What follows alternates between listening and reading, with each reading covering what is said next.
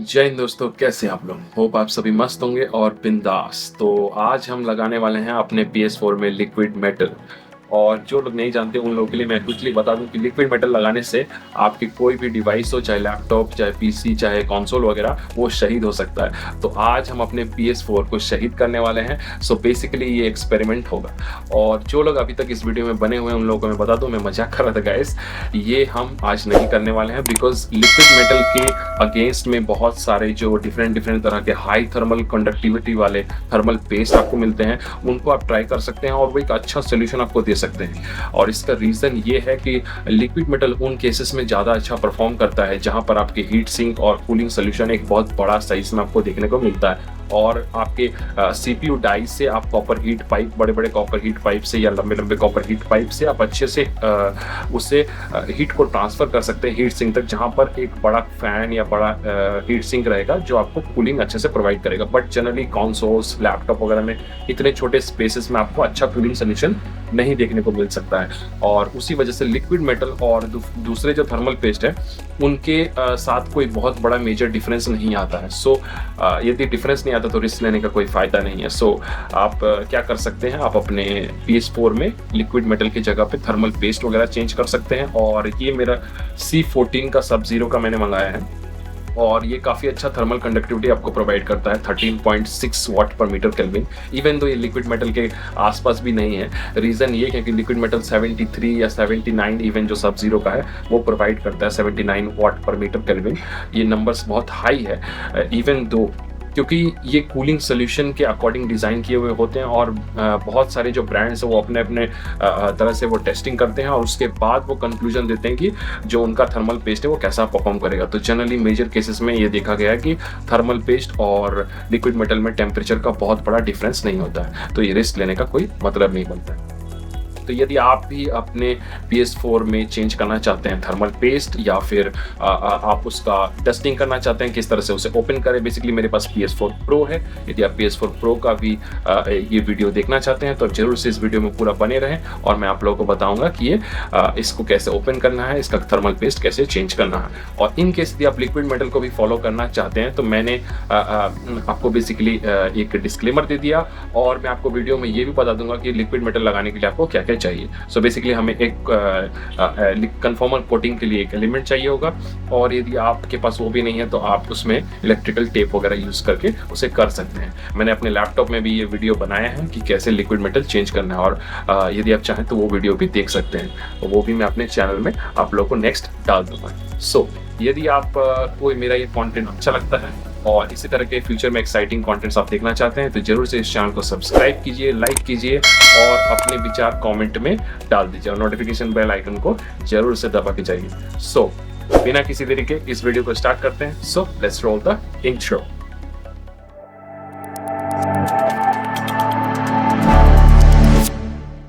तो जैसा कि आप देख सकते हैं मैंने सारे प्रोडक्ट्स यहाँ पर निकाल के रख लिए हैं और इनमें से कुछ थर्मल पेस्ट भी है जैसे नॉक्टुआ का NT-H1, या फिर यदि आप लिक्विड मेटल फॉलो करना चाहते हैं तो थर्मल ग्रिजली का जो कंडक्टोनॉट है आप उसे यूज़ कर सकते हैं, बट उसके लिए आपको कुछ कन्फॉर्मल कोटिंग लगेगी, या फिर आप इलेक्ट्रिकल टेप भी यूज़ कर सकते हैं।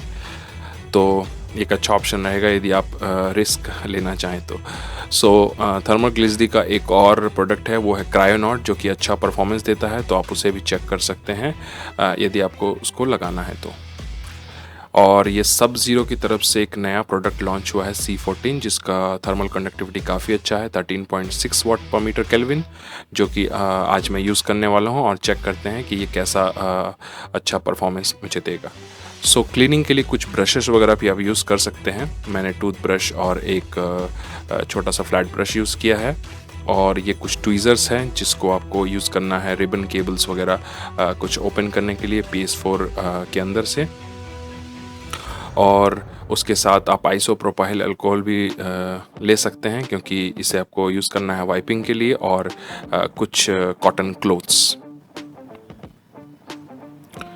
और यदि आपके PS4 में बेसिकली थर्मल पैड्स वगैरह डैमेज हो गए हैं तो आप कुछ थर्मल पैड्स भी यूज़ कर सकते हैं। ये ऑप्शनल आइटम है, ये आपको ज़रूरी नहीं है। और ये कॉटन के वाइप्स हैं जो कि छोटे छोटे आप थर्मल पेस्ट वगैरह वाइप करने के लिए यूज़ कर सकते हैं। और उसके साथ साथ यहाँ पर क्यू टिप्स है। क्यू टिप्स भी काफ़ी यूज़फुल होते हैं उन जगहों पर क्लीनिंग करने के लिए जहाँ पर आपको ईज़िली आप कॉटन स्वैब से नहीं कर सकते हैं। और ये स्क्रू ड्राइवर सेट है, और ऐसा आप स्क्रू ड्राइवर सेट ले सकते हैं क्योंकि इसमें बहुत सारे बिट्स होते हैं, और स्पेसिफिकली हमें जो चाहिए वो है टॉक्स बिट। और जैसा कि आप देख सकते हैं इसमें इस PS4 में मैंने स्किन लगा रखा है और ये काफ़ी अच्छा लग रहा है। तो इसे क्विकली ओपन करने के लिए हमें इसके बैक साइड में जो स्क्रूज़ है उसे ओपन करना पड़ेगा। पहले जो ऊपर का टॉप कवर हम हटाएंगे, उसके बाद जो बेसिकली मदरबोर्ड एरिया के लिए कवर लगा हुआ है उसे हम हटाएंगे, बट उसके लिए आपको वारंटी सील भी हटानी पड़ेगी। सो अभी मैं जो फ्रंट साइड से उसे पुल करता हूँ, और यहाँ पर आप देख सकते हैं दोनों साइड से आपको कॉर्नर में पुल करना है और पीछे के डायरेक्शन में आपको उसको पुश करना है, तो इजीली ये बाहर आ जाएगा। और आप देख सकते हैं कि मैंने टॉप कवर हटा लिया है, और अब इसके फ़ैन वगैरह को आप यहाँ से भी क्लीन कर सकते हैं यदि आप पूरा क्लीन करना ना चाहें। बेसिकली ये बहुत बिगिनर फ्रेंडली वे है आपको यदि क्लीन करना है PS4 को, यदि आपको पूरा ओपन नहीं करना है तो। सो अब हम बैक साइड को ओपन करेंगे। उसके लिए हमें जो हार्ड ड्राइव का जो प्रोटेक्टिव कवर है उसे हटाना पड़ेगा, और हार्ड ड्राइव का जो स्क्रू है उसे भी ओपन करना पड़ेगा। यहाँ पर एक और स्क्रू आप देख सकते हैं जो टॉक्स का है, और यहाँ पर से आपको कॉर्नर से पुल करना है जिससे आपका जो बैक कवर है वो बाहर आ जाए।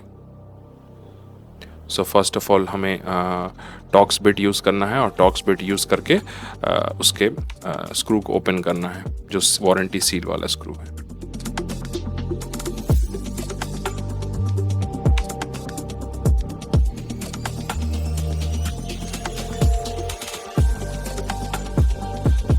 तो जैसा कि आप देख सकते हैं मैंने हार्ड ड्राइव का स्क्रू ओपन कर लिया, और ये है मेरा क्रूशल का 2 टेराबाइट का SSD। और अब हम इसे साइड में रखते हैं, और यहाँ पर अब हमें यूज़ करना है टॉक्स का T8 सिक्योरिटी वाला बिट। यदि आपके पास सिक्योरिटी बिट नहीं है तो आप नॉर्मल बिट से यूज़ कर सकते हैं, बट वो थोड़ा सा आपके लिए डिफ़िकल्ट हो सकता है, जैसा कि आप मुझे देख सकते हैं।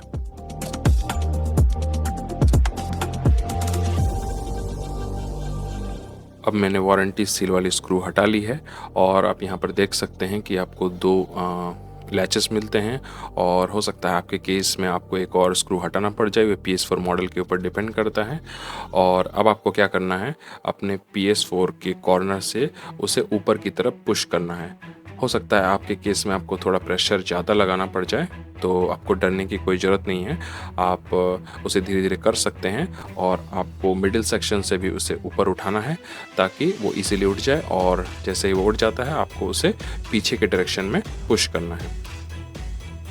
और आप देख सकते हैं यहाँ पर जो लैचेज़ हैं उनके पोजीशन वगैरह, ताकि आपको अच्छे से पता चल जाए कि कैसे आपको उठाना है।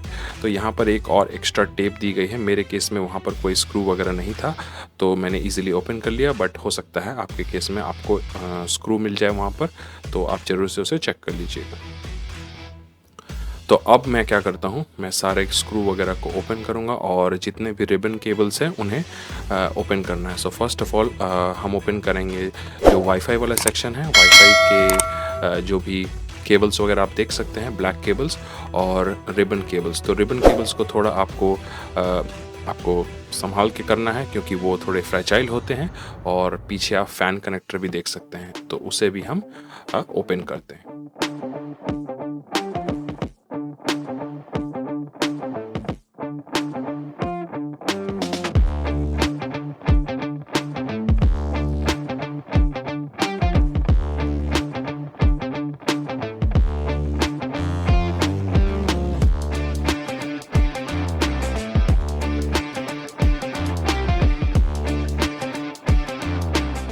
तो आप देख सकते हैं कि मैंने सारे रिबन केबल्स को ओपन कर लिया है ट्वीज़र्स के हेल्प से, और वाईफाई का भी जो केबल है उसे ओपन कर लिया है। अब आप को सारे स्क्रूज़ को ओपन करना है। लिटरली PS4 में बहुत सारे स्क्रूज़ आपको देखने को मिलते हैं, सो PS4 इतने सारे स्क्रूज़ को हमें ओपन करने को कहता है। तो चलिए इसे फटाफट से ओपन करते हैं और वापस आते हैं। तो मैं आ गया हूँ वापस सारे स्क्रूज़ को ओपन करने के बाद, और जैसे कि आप देख सकते हैं इतने स्क्रूज़ हमें ओपन करने को पड़ते हैं। और अब इसे वापस फ्लिप करते हैं बैक साइड में, और जो पावर सप्लाई यूनिट है उसमें भी टॉक्स का T8 वाला सिक्योरिटी बिट यूज़ करके हमें स्क्रूज़ को ओपन करने हैं। और मैं आपके टाइम को सेव करने के लिए इस वीडियो को थोड़ा फास्ट फॉरवर्ड कर देता हूँ और मिलते हैं तुरंत। तो मैंने दोनों टॉक्स बिट हटा दिए और प्रोटेक्टिव प्लेट भी हटा दिया है, बट क्या है कि वो थोड़ा सा स्ट्रॉन्ग था तो मुझे नोज प्लायर का भी यूज़ करना पड़ा। तो आप भी इसे कर सकते हैं। तो अब आपको क्या करना है, लेफ्ट हैंड साइड से ऊपर की तरफ पुश करना है। तो अब आप इसे पुश कर सकते हैं और आपको हो सकता है थोड़ा प्रेशर लगाना पड़े, बट बहुत ज़्यादा लगाने की ज़रूरत नहीं है, क्योंकि इसके नीचे पावर यूनिट के नीचे एक केबल है जो कि आपको ध्यान रखना है कि आप उसे बहुत ज़्यादा स्पीड से ना पुल करें, और आपको उसे धीरे धीरे करके ऊपर की तरफ पुल करना है। और उसे हटाने के बाद आप पावर यूनिट को आराम से हटा सकते हैं।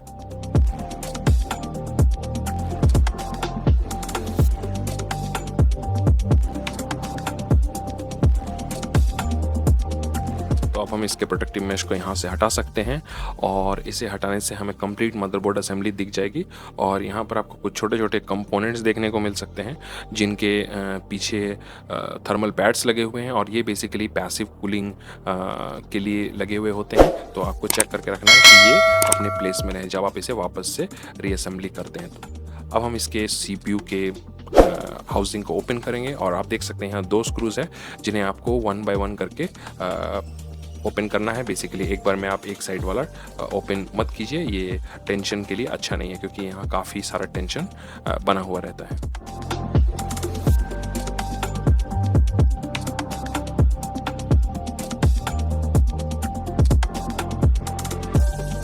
अब हम इसके मदरबोर्ड को उठा सकते हैं, और आपको इसे कॉर्नर से पकड़ के हल्के हल्के हाथों से उठाना है, क्योंकि इसमें बहुत सारे छोटे छोटे कंपोनेंट्स हैं जो कि काफ़ी फ्रेजाइल होते हैं, और आपको इसे अच्छे से केयर करना है। और आप इसे ऐसे जगह पर रखिए जो कि मतलब स्टैटिक ना हो, एंटी स्टैटिक। बेसिकली आप इसे रबरी सरफेस पे रख सकते हैं। और आप देख सकते हैं कि जो इसमें थर्मल पेस्ट है वो काफ़ी ड्राई लग रहा है। तो यदि आपको भी थर्मल पेस्ट वगैरह चेंज करना है तो आप इसे ज़रूर से कर सकते हैं। और यहाँ ऊपर में एक CMOS बैटरी रहती है, तो यदि आपको बैटरी से रिलेटेड कोई इशू है तो आप उसे भी चेंज कर सकते हैं। तो इसके हीट सिंक एरिया को एक्सपोज करने के लिए आपको यहाँ पर आप देख सकते हैं एक प्लेट दिया गया है, और यहाँ पर आपको 2 स्क्रूज मिलेंगे जिन्हें आपको ओपन करना है। और जो प्लेट प्रोटेक्टिव प्लेट है बेसिकली जिससे टेंशन बनाया जाता है, वहाँ पर आपको 4 स्क्रूज देखने को मिलते हैं। तो वो चारों स्क्रूज भी आपको ओपन करने पड़ेंगे।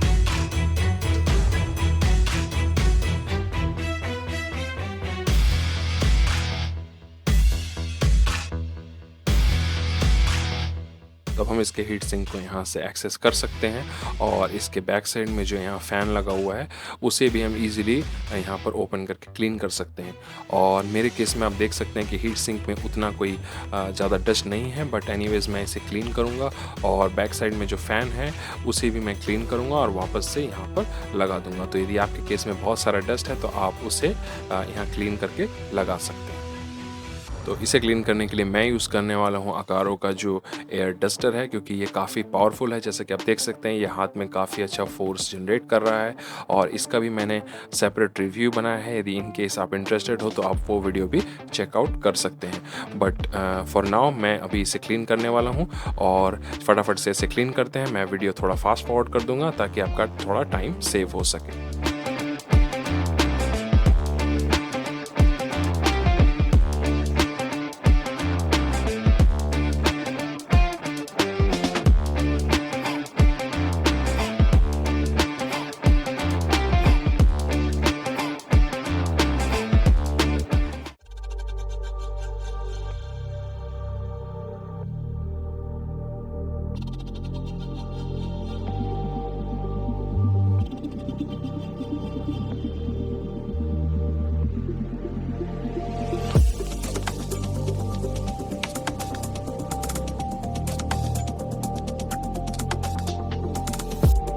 तो अब हमने सारा बैक हाउसिंग क्लीन करके वापस से लगा दिया है, और अब क्लीन करने वाले हैं इसके कॉपर टच पॉइंट को।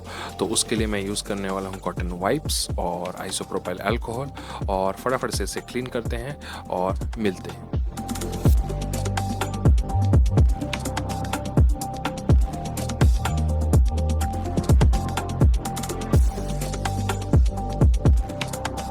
तो ये अब क्लीन हो चुका है जैसे कि आप देख सकते हैं, और काफ़ी शाइनी लग रहा है सरफेस। और यहाँ पर नीचे आपको कुछ थर्मल पैड्स देखने को मिल सकते हैं। इन केस यदि आपको थर्मल पैड्स चेंज करने हैं तो आप इसे इसी समय पर कर सकते हैं। तो अब हम इसके मदरबोर्ड को क्लीन करने वाले हैं यहाँ पर, और आप देख सकते हैं कि इसमें जो थर्मल पेस्ट है वो थोड़ा ड्राई हो चुका है, तो थर्मल पेस्ट भी चेंज करेंगे। और आप इस तरह के फ्लैट ब्रश यूज़ कर सकते हैं, या फिर आपके घर में जो क्लीनिंग ब्रश है जो सॉफ्ट ब्रिसल वाला है उसे आप यूज़ कर सकते हैं। तो ये मेक श्योर कीजिएगा कि आपके पास जो ब्रश है ये एंटी स्टैटिक हो। तो अभी मैं इसे क्लीन करता हूँ और फिर इसका थर्मल पेस्ट चेंज करेंगे।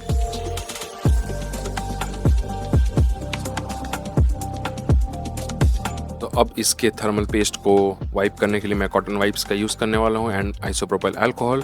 और आपको ये ध्यान रखना है इसे क्लीन करते वक्त कि थोड़े हल्के हाथों से इसे वाइप करना है, क्योंकि वहाँ जो कंपोनेंट्स होते हैं एसएमडी वगैरह वो थोड़े फ्रेजाइल होते हैं, कमज़ोर होते हैं, तो ईजिली डैमेज हो सकते हैं और आपका PS4 हो सकता है उसकी वजह से ऑन ना हो। तो आप कॉर्नर्स वगैरह में क्लीन करने के लिए क्यू टिप्स का भी इस्तेमाल कर सकते हैं, क्योंकि वहाँ वो ईजिली काम कर सकते हैं। और मेरे केस में आप देख सकते हैं कि ये जो थर्मल पेस्ट है वो थोड़ा ड्राई हो चुका है, जिसके वजह से वो इजीली बाहर निकल आ रहा है। तो आपके केस में भी यदि ये ड्राई है तो आप भी इसी तरह से आइसोप्रोपाइल अल्कोहल से उसे इजीली क्लीन कर सकते हैं। तो मिलते हैं इसे फटाफट से क्लीन करने के बाद।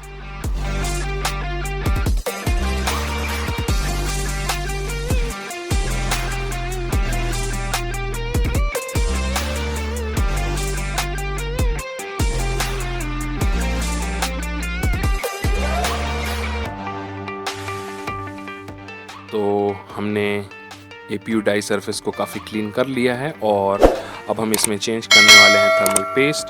तो इस केस में आप लिक्विड मेटल भी लगा सकते हैं, जिसके लिए आप यूज़ कर सकते हैं थर्मल ग्रिजली का कंडक्टोनॉट। और इसे लगाने के लिए आपको उसमें एक कन्फॉर्मल कोटिंग करनी पड़ेगी, जिसके लिए आप यूज़ कर सकते हैं लिक्विड क्लियर नेल पॉलिश। तो ये काफ़ी अच्छा होता है और क्विक ड्राइंग भी है, तो ये इसे होल्ड कर सकता है लिक्विड मेटल को। बट हायर टेम्परेचर्स में ये कैसा रिएक्ट करेगा वो मुझे नहीं पता, तो आप उसके लिए इलेक्ट्रिकल टेप भी यूज़ कर सकते हैं, ये एक ऑप्शनल आइटम है। तो आपको APU डाई सरफेस के चारों कॉर्नर की तरफ उसे लगाना है, और उसके बाद डाई सरफेस के ऊपर थोड़ा सा लिक्विड मेटल आप उसे लगा सकते हैं। बट मेरे केस में मैं इसे नहीं लगाने वाला।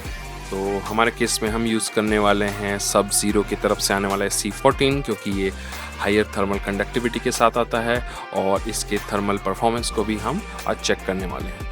तो इसका एक और अल्टरनेटिव जो आप यूज़ कर सकते हैं वो है थर्मल ग्रिजली का क्रायोनॉट, जो कि ये अच्छा परफॉर्मेंस देता है। ये शायद 12 वॉट पर मीटर केल्विन के साथ आता है, ये भी बहुत अच्छा है, तो आप इसके साथ भी जा सकते हैं।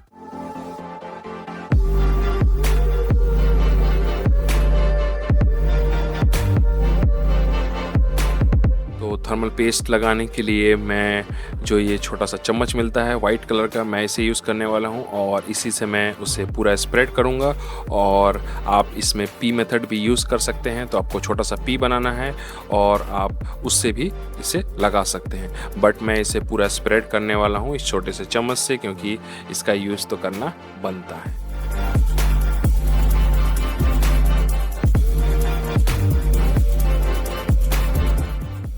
तो इसे वापस से अब रीअसेंबल करते हैं, और आप देख सकते हैं यहाँ 2 स्क्रूज़ है, आपको इन दोनों स्क्रूज़ को टाइट करना है, और यहाँ पर एक बैक प्लेट जो दी गई है उसके चारों स्क्रूज़ को आपको लगाना है, और जो मैश है उसे इस साइड में अलाइन कर दीजिए, और चारों स्क्रूज़ लगाने के बाद इसे वापस मदरबोर्ड के ऊपर असेंबल करते हैं।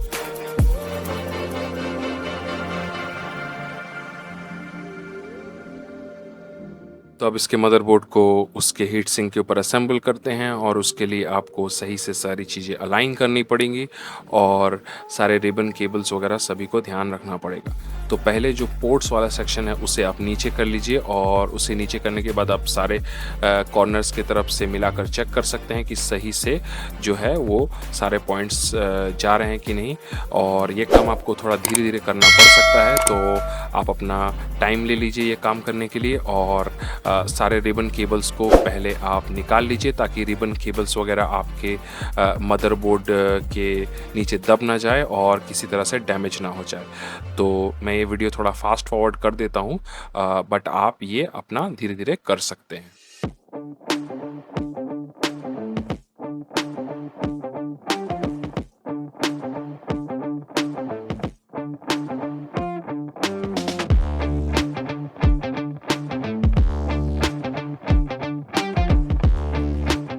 तो ये जो APU डाई के ऊपर प्रेशर बनाने के लिए जो प्लेट दी जाती है, इसे लगाने का भी वही सेम फार्मूला है। आपको दोनों साइड में स्क्रू लगा लेना है और धीरे धीरे दोनों साइड में उसे आपको टाइट करते रहना है। इससे क्या होगा कि आपका जो थर्मल पेस्ट है वो इक्वली डिस्ट्रीब्यूट हो जाएगा और जो टेंशन है वो प्रॉपरली दोनों साइड में रहेगा, ना कि एक साइड में आप उसे पूरा स्क्रू लगा लें और फिर दूसरे साइड को लगाएं, तो ये गलत तरीका होगा। तो जैसे कि आप देख सकते हैं मैंने दोनों साइड में स्क्रू लगा लिया है और मैं इसे धीरे धीरे टाइट कर लेता हूँ।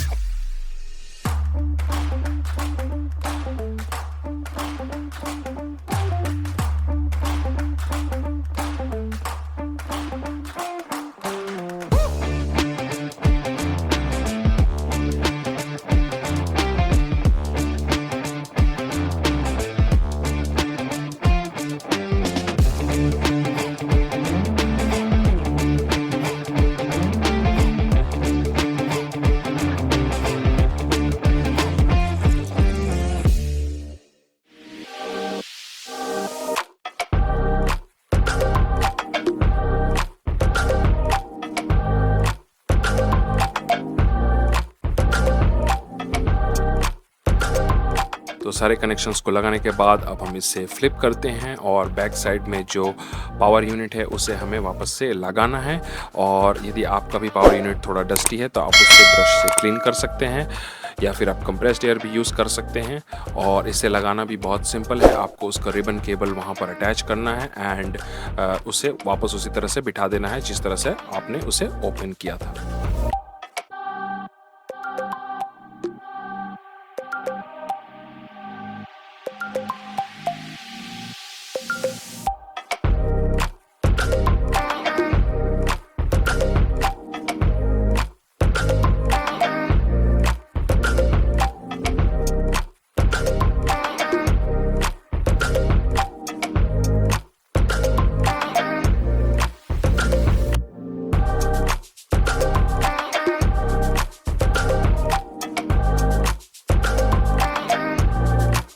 अब इसके हार्ड ड्राइव को वापस से इसमें लगा देना है क्योंकि हार्ड ड्राइव के बिना तो ये बेकार है।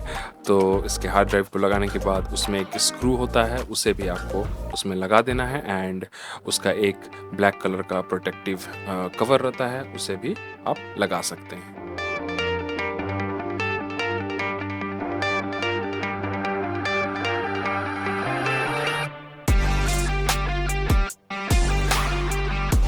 तो आप देख सकते हैं कि ये PS4 कम्प्लीटली रेडी हो गया है और हमने इसका थर्मल पेस्ट भी चेंज कर दिया और इसकी डस्टिंग भी कर दी। यूहू!